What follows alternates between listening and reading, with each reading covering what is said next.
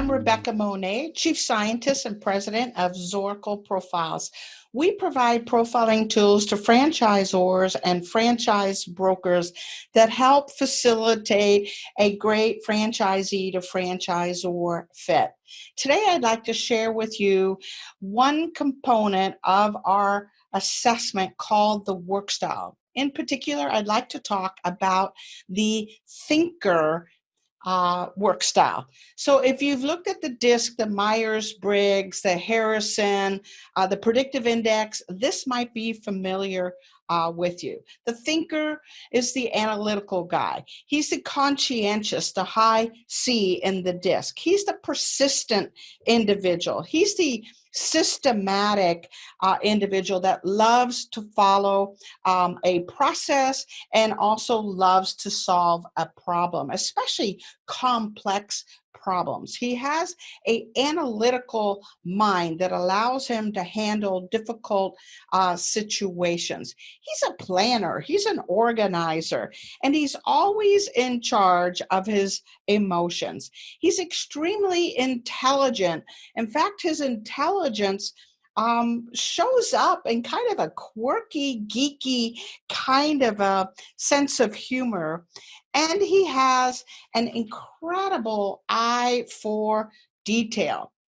So let's talk about the thinker in terms of the pace and the environment he or she is going to operate well in.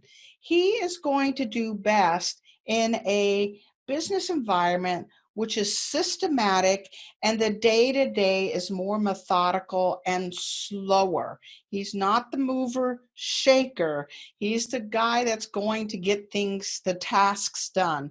In fact, that is his priority, is tasks. If he knows what he's supposed to do, he's going to get it done, and he's going to get it done in an efficient and an effective way. That, in fact, is his priority, is indeed to mark things off of his list. So what does he seek? What does the thinker seek? He seeks accuracy, and he seeks precision.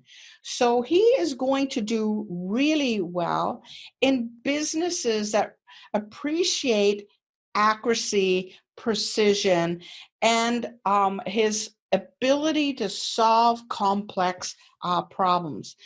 His strengths include planning, systematizing, orchestrating almost any kind of project or any kind of situation. There's never going to be a down moment with the thinker. He is going to make good use of his time, his employees' time, and he's very good at managing budgets, people, as well as projects. So under stress, a thinker who is oftentimes deep in his thoughts and doing checklists in his mind or analyzing the pros and cons, under stress, he or she may become somewhat withdrawn. Or if he has made up his mind about something, he can become headstrong. He's already analyzed it. He's already checked all the boxes. To be pushed in the corner for one reason or another will only bring up his strong will, and he may buck the system, so to speak, if he's in disagreement with where it is.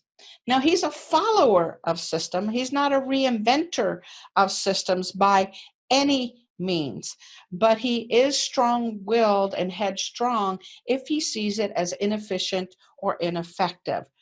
So he measures his self-worth not just by the accuracy of it and the precision of it, but by the quality of the results. Quality is always top of mind for the thinker.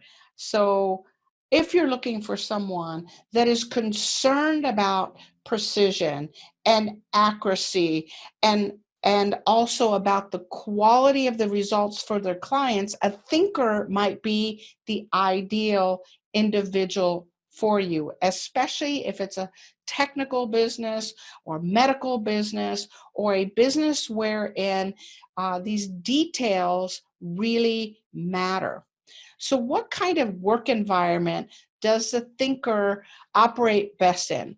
Well, he or she works best in a formal, functional, and structured business environment.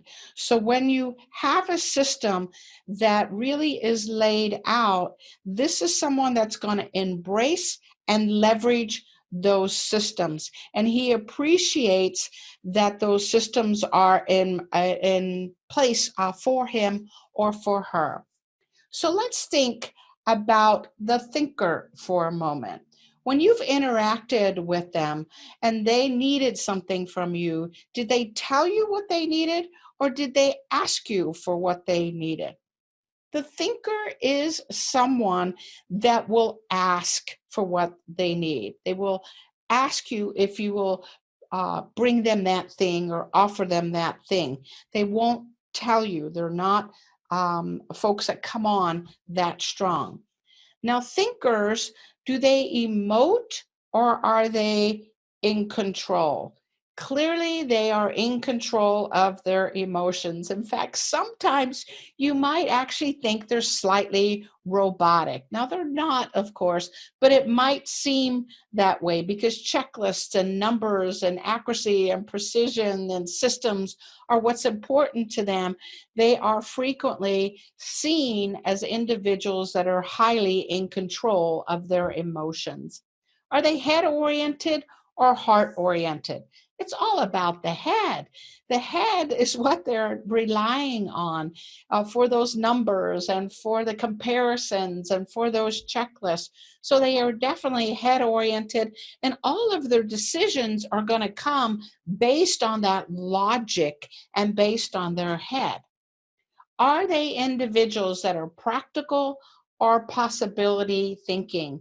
They are practical individual, tangible, tactical individuals that will implement a plan and they will execute it over the exact timeline that is required of them to do so. They will also, when necessary, make minor adjustments to enhance the efficiencies and the effectiveness. Are they people or project oriented? Well, as you can imagine, they are indeed more project oriented.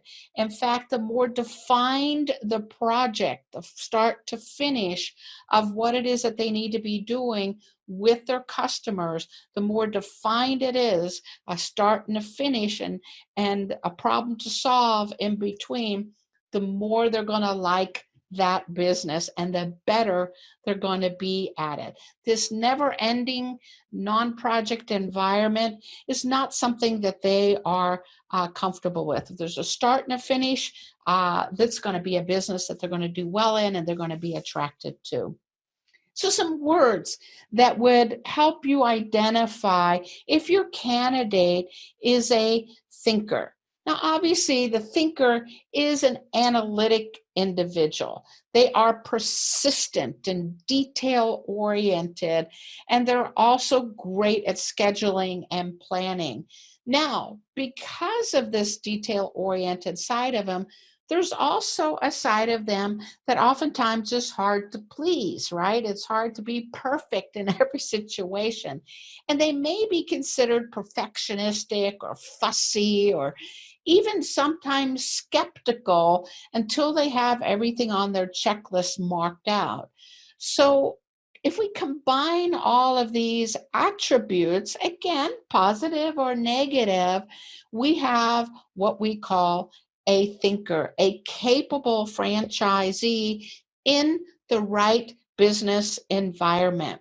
In fact, let's talk about right fit franchisees.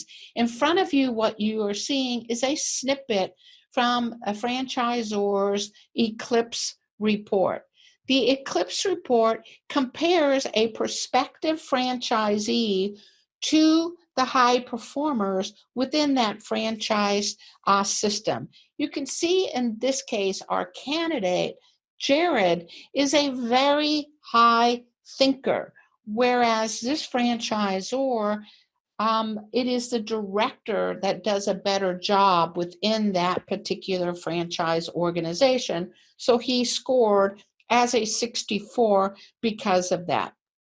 So if you're interested at all in learning more about the thinker or about Zorakle, please reach out to me directly at the number you see. I'm happy to answer any question. Our goal at Zorakle is to help franchise brokers and franchisors do more deals.